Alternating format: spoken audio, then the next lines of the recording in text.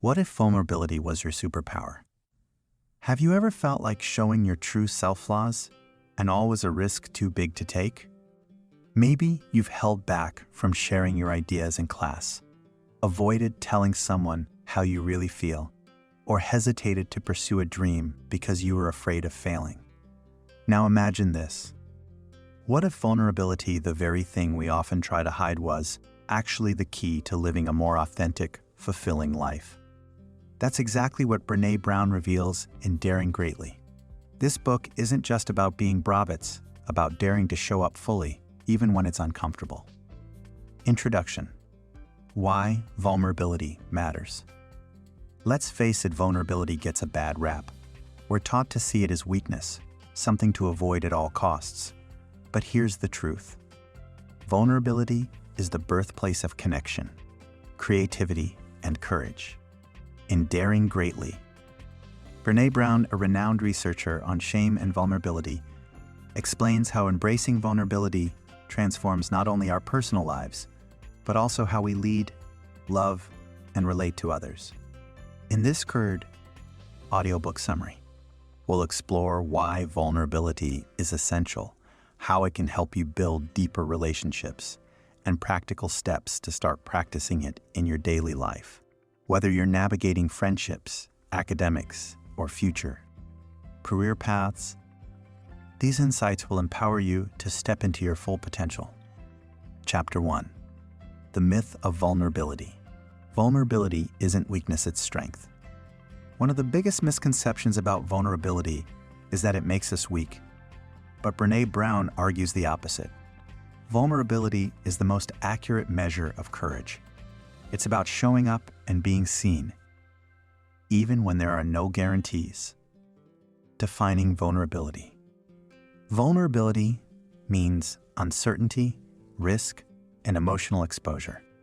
For example, asking for help, admitting mistakes, or trying something new requires vulnerability. These moments might feel scary, but they're also where growth happens. Real-life example. Think about a student who raises their hand to answer a tough question in class, even though they're not sure if they're right. That act of courage opens the door to learning and connection. Key takeaway. Vulnerability isn't about oversharing or being reckless, it's about having the courage to be authentic. Chapter 2. Shame versus vulnerability. Shame keeps us small. Vulnerability sets us free.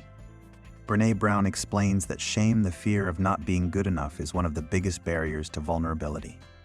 When we let shame dictate our actions, we shrink ourselves, hiding parts of who we are to fit in or avoid judgment. Understanding shame.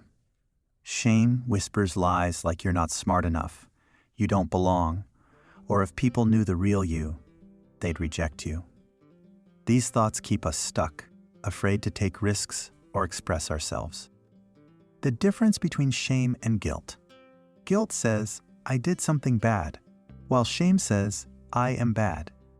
Guilt motivates change, shame paralyzes us. Recognizing this difference is crucial for overcoming shame. How vulnerability counters shame. When we choose vulnerability over shame, we reclaim our power. Instead of hiding, we say, this is who I am, and I'm worthy of love and belonging. Practical application. The next time you feel shame creeping in, pause and ask yourself, is this true?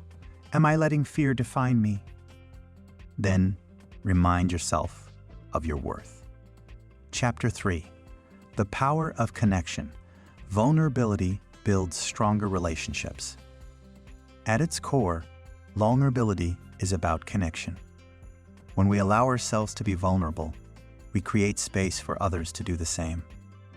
This mutual openness fosters trust, empathy, and deeper bonds. Why connection matters. Humans are wired for connection. Loneliness and disconnection harm both mental and physical health. By embracing vulnerability, we strengthen our relationships and build communities rooted in authenticity. Examples of vulnerable connection. Sharing your struggles with a friend instead of pretending everything's fine. Admitting when you're wrong and apologizing sincerely. listening without judgment when someone else shares their story. Overcoming fear of rejection. Many people hesitate to be vulnerable because they fear rejection. But rejection isn't failure, it's redirection. Not everyone will respond positively, and that's okay. The right people will appreciate your honesty. Key takeaway: connection begins when we stop hiding and start showing up as our true selves. Chapter 4. Courage over comfort. Step into the arena.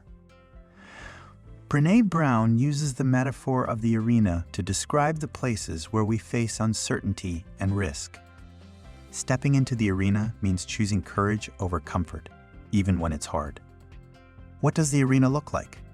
For a student, the arena might mean auditioning for the school play, starting a difficult conversation with a teacher, or applying for an internship despite feeling unqualified. Facing criticism. When you step into the arena, criticism is inevitable.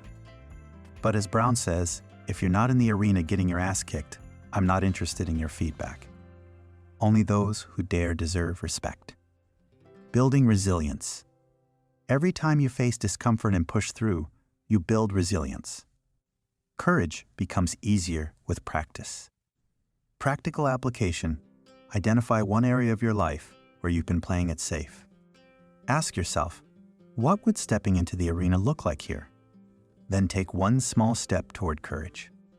Chapter 5. Wholehearted living, embrace imperfection, and live fully. Brené Brown introduces the concept of wholehearted living, choosing to live with authenticity, gratitude, and joy, even in the face of imperfection. Characteristics of wholehearted people. They cultivate self-compassion. They set boundaries and honor their needs. They practice gratitude and find joy in everyday moments. Letting go of perfectionism. Perfectionism is a shield against vulnerability, but it keeps us trapped in fear. Wholehearted people understand that done is better than perfect. Example: a writer who constantly edits their work instead of publishing may never share their voice with the world. Embracing imperfection allows them to connect with readers. Key takeaway: wholehearted living means embracing your humanity, including your flaws, and finding beauty in the messiness of life. Chapter 6. Vulnerability in leadership. Lead with courage, not control. Brené Brown highlights how vulnerability applies to leadership. Leaders who embrace vulnerability inspire trust, foster innovation, and create environments where people thrive. Why vulnerable leadership works. When leaders admit they don't have all the answers or ask for input, they model humility and encourage collaboration. Vulnerability invites others to contribute their best. Examples of vulnerable leadership: a coach admitting they made a mistake in strategy and adjusting accordingly. A teacher acknowledging when a lesson didn't land and seeking feedback from students. Overcoming fear of failure. Many leaders resist vulnerability because they equate it with weakness. But true strength lies in owning failures and using them as opportunities to grow. Practical application: if you're in a leadership role, experiment with sharing one challenge you're facing and inviting solutions from your team. Watch how it strengthens collaboration. Chapter 7. Raising vulnerable kids. Teach children the value of courage. For parents, teachers, and mentors, Brené Brown offers guidance on raising children who embrace vulnerability rather than fear it. Modeling vulnerability. Kids learn by watching adults.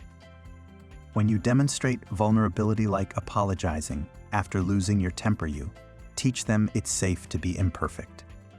Encouraging risk-taking. Praise effort, not outcomes.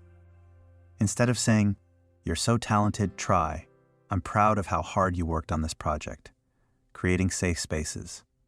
Ensure kids feel secure expressing themselves without fear of ridicule or punishment. Validate their emotions and listen actively.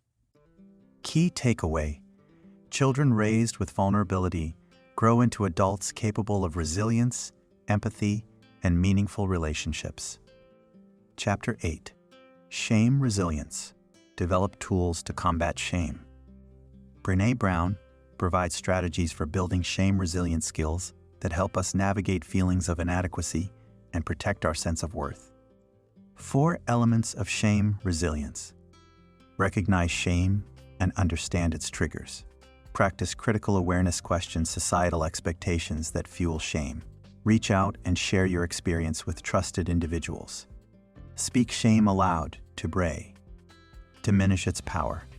Example: a teenager feeling ashamed of their grades might confide in a parent or counselor. Talking about it reduces isolation and helps them move forward. Cultivating empathy. Empathy is the antidote to shame. When someone shares their pain, respond with kindness. That sounds really tough. I'm here for you. Practical application: when you notice shame creeping in, reach out to someone you trust. Sharing your feelings lightens the load. Chapter 9. Cultivating gratitude and joy. Find light in the darkness. Brené Brown emphasizes the importance of gratitude and joy in countering scarcity, the pervasive belief that we're never enough or don't have enough. Practicing gratitude. Gratitude shifts focus from what's lacking to what's abundant. Keep a journal where you write 3 things you're thankful for each day. Embracing joy without fear. Joy often brings anxiety. What if this doesn't last? To combat this, savor joyful moments fully and remind yourself you're worthy of happiness. Example: after acing a test, celebrate the achievement instead of worrying about maintaining perfection. Allow yourself to enjoy the win. Key takeaway: gratitude and joy anchor us during tough times and remind us of life's abundance. Chapter 10. Building courageous cultures create environments that support vulnerability. Brené Brown discusses how organizations, schools, and families can foster cultures of courage by normalizing vulnerability. Steps to build courageous cultures: encourage open communication and honest feedback. Celebrate effort and progress, not just results. Address behaviors that shame or exclude others. Example: a classroom where students feel safe sharing their ideas creates a vibrant learning community. Teachers set the tone by modeling vulnerability. Practical application: start conversations about vulnerability in your group or organization. Ask, how can we support each other in taking risks? Conclusion: dare greatly. Here's the takeaway: vulnerability isn't easy, but it's worth it. By embracing vulnerability, you unlock your ability to connect deeply, lead authentically, and live fully. Reflection: why this book matters for you. Daring greatly isn't just about overcoming fear, it's about embracing the messy, beautiful journey of being human. Whether you want to strengthen your relationships, chase your dreams, or simply feel more grounded, these principles will guide you toward a life filled with purpose and connection. As Brené Brown reminds us, vulnerability is the birthplace of innovation, creativity, and change. So go ahead, step into the arena, take off your armor, and dare greatly.